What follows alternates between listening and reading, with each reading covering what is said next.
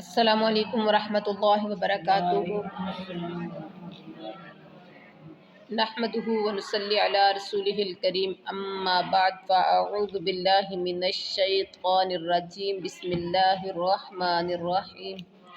رب اشرح لی صدری ویسر لی امری واحلل عقدۃ من لسانی یفقہوا قولی۔ اللہم اشرح صدورنا للاسلام وزین اخلاقنا بالقرآن ونور قلوبنا بالقرآن۔ ترجمہ تفسیر القرآن کا سفر الحمدللہ اللہ کے فضل و کرم سے جاری و ساری ہے۔ اللہ سے توفیق مانگتے ہیں کہ اللہ ہم سب کے حال پہ رحم فرما اور ہمیں یہ قرآن پڑھنے کی، پڑھانے کی، سیکھنے کی توفیق عطا فرما۔ اور جو اللہ تو چاہتا ہے قرآن میں کہ میرے بندے کیسے ہوں، یا اللہ ہمیں اسی طرح سے ڈھلنے کی توفیق عطا فرما دے۔ ہمارے دل میں قرآن کا شوق، قرآن سے محبت ہمارے دلوں میں پیدا فرما۔ تو کل کے ہم نے سبق میں پڑھا تھا، کہاں سے سٹارٹ کیا تھا؟ وَاذْكُرُوا اللَّهَ جی، وَاذْكُرُوا اللَّهَ فِي أَيَّامٍ مَّعْدُودَاتٍ، اللہ کا ذکر کرو گنتی کے چند دنوں میں۔ وہ گنتی کے جو چند دن تھے وہ ایام تشریق کے دن، ٹھیک ہے۔ جو جلدی کر لے اس پر بھی کوئی گناہ نہیں ہے، یعنی جمرات کو کینکریاں مار لے، اور جو کوئی لیٹ کر لے اس پر بھی کوئی گناہ نہیں ہے۔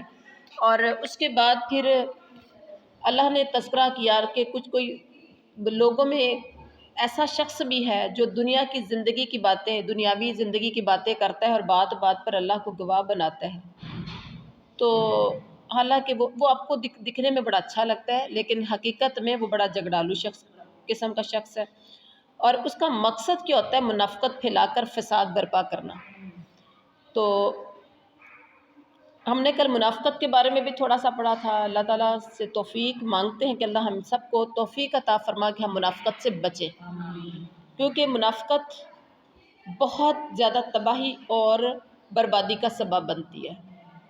منہ میں کیا کہتے ہیں، بغل میں چھری تو منہ میں رام رام والا حساب ہوتا ہے۔ منہ کے میٹھے ہوتے ہیں، اندر بڑی کڑواہٹ ہوتی ہے، جو منافق ہوتے ہیں، اور ہم اپنے رشتوں کے ساتھ کچھ اس طرح سے برتاؤ کرتے ہیں۔ اور اس کے بعد اللہ تعالیٰ نے تعریف کی ایسے شخص کی کہ جو اللہ کی رضا کے لیے اپنا نفس بیچ ڈالتے ہیں، اللہ کی رضا کی طلب میں اپنی جان تک بیچ ڈالتے ہیں۔ اللہ ایسے بندوں پر شفقت کرنے والا ہے۔ اپنے نفس کو بیچنا، اپنی ذات کو بیچنے سے مطلب یعنی اپنا فائدہ نہیں دیکھتے، بلکہ دین کا فائدہ دیکھتے ہوئے دین کے لیے سب کچھ دینے کے لیے تیار ہو جاتے ہیں، سب قربانیاں دینے کے لیے، مال جان، اپنی ضروری ذاتی ضرورت بھی پڑے، اپنی جان کی قربانی، بیٹے بی کوائٹ، اپنی ذات کی قربانی بھی دینا پڑے تو اسے گریز نہیں کرتے اللہ کی رضا کے لیے، جو کہ ہم نے کل حضرت صہیب کا اور بہت سے مسلمانوں کے بارے میں پڑھا تھا۔ تو پھر اس کے بعد اللہ تعالیٰ نے تذکرہ کیا کہ یہ لوگ، یہ کافر ایسے ہیں کہ انہوں نے جب تک اللہ بادلوں کے سایوں میں اور فرشتے نہ آئیں، ان کے سامنے فیصلہ نہ ہو، جب تک انہوں نے ایمان نہیں لانا۔ یہ انتظار کر رہے ہیں لیکن ایسا ہونا نہیں ہے۔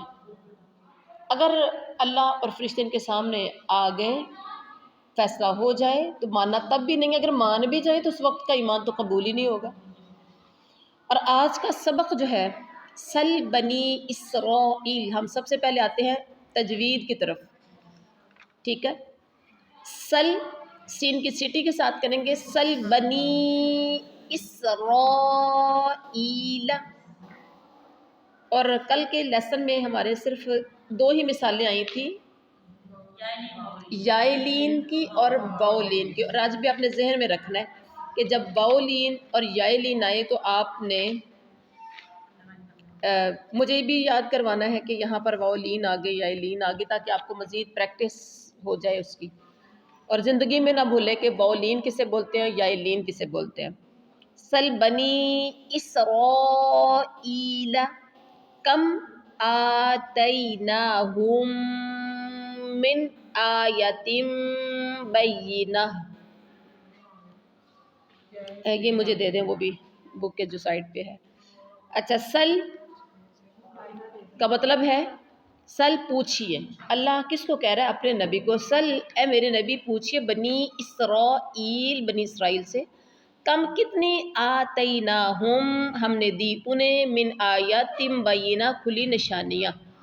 اب یہ بینہ کے اوپر آگیا ہے طا کا مطلب یہ وقف مطلق کی علامت ہے، یہاں ٹھہرنا چاہیے، ٹھیک ہے، مگر یہ علامت وہاں ہوتی ہے جہاں ابھی مطلب پورا نہیں ہوتا، بات کہنے والا ابھی کچھ اور کہنا چاہ رہا ہوتا ہے، ٹھیک ہے۔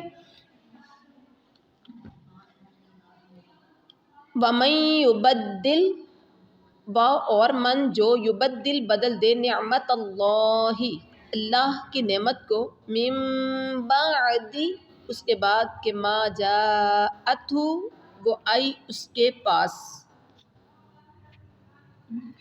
فإن اللہ پس بے شک اللہ تعالی شدید العقاب سخت عقاب یعنی سزا دینے والا ہے۔ با محاورہ ترجمہ کی طرف آئیے، بنی اسرائیل سے پوچھئے، اللہ کس سے کہہ رہا ہے؟ اپنے نبی سے۔ سل واحد امر کا صیغہ ہے، سل آپ پوچھئے، اللہ اپنے نبی سے کہہ رہا ہے میرے نبی آپ پوچھئے، کس سے؟ بنی اسرائیل سے۔ کیا پوچھنا ہے؟ بنی اسرائیل سے پوچھو کہ ہم نے انہیں کس قدر روشن نشانیاں دی تھی، اور جو شخص اللہ کی نعمتوں کو اپنے پاس پہنچ جانے کے بعد بدل ڈالے وہ جان لے کہ اللہ بھی سخت عذاب والا ہے۔ اب با محاورہ ترجمہ کی طرف آئیے، سل بنی اسرائیل، اللہ کہتے ہیں کہ بنی اسرائیل سے پوچھو کہ ہم نے انہیں کس قدر روشن نشانیاں عطا کی۔ روشن نشانیاں، بینات، آیت بینہ، ہم نے ان کی کتنی روشن دلیلیں، واضح نشانیاں ہم نے دی۔ جیسے عصائے موسیٰ، سب سے پہلا جو کام تھا کوہ طور پر جب گئے تھے تو عصائے موسیٰ کو ایک عصا دیا تھا، لاٹھی دی تھی، جو کہ دیکھتے ہی دیکھتے سانپ بن گئی تھی، اور پھر جب دوبارہ ہاتھ میں پکڑا تو وہ لاٹھی بن گئی تھی۔ اور پھر اس کے بعد دیکھیں عصائے موسیٰ کے ساتھ ید بیضا بھی دیا، سفید چمکتا ہوا ہاتھ۔ اب عصائے موسیٰ کے ذریعے جادوگروں کا توڑ کیا انہوں نے، سمندر سے راستہ بھی عصائے موسیٰ سے ہوا، عصائے موسیٰ سے 12 چشمے بھی نکلے۔ کیسے؟ 12 چشمے پتھر کے اوپر مارا تو، اور بادلوں کا سایہ اللہ نے کیا، من سلوا کا نزول ہوا، جو اللہ کی قدرت اور ہمارے پیغمبر کی صداقت کی دلیل تھے۔ ناممکن کو ممکن بنایا میرے رب نے نبیوں کے ذریعے، لیکن اس کے باوجود انہوں نے اللہ کے احکام سے منہ پھیر لیا، اور بھی بہت سی نشانیاں دی تھی۔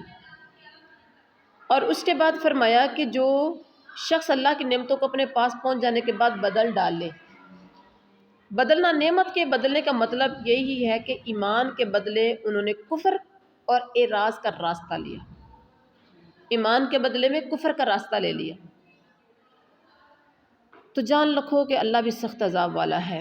آگے ہے زُیِّنَ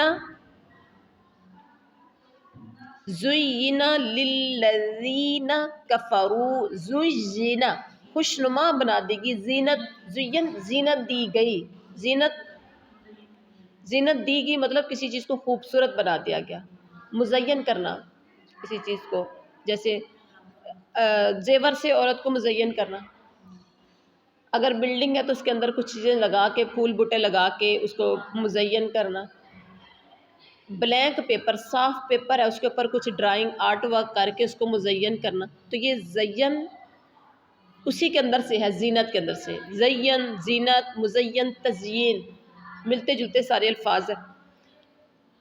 زُیِّنَ لِلَّذِینَ،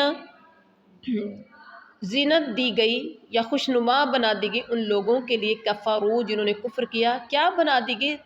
حیات الدنیا، دنیا کی زندگی، وَيَسْخَرُونَ اور وہ سب مذاق اڑاتے ہیں، تمسخر کرتے ہیں، وَيَسْخَرُونَ مسخرہ کرتے ہیں، تمسخر مطلب کیا ہوتا ہے؟ مذاق اڑانا، مذاق اڑاتے ہیں، من سے الذین، من الذین ان لوگوں سے جو آمنوا ایمان لائے، والذین اور وہ لوگ جنہوں نے، والذین اتقوا وہ لوگ جنہوں نے تقوی اختیار کیا، شاباش۔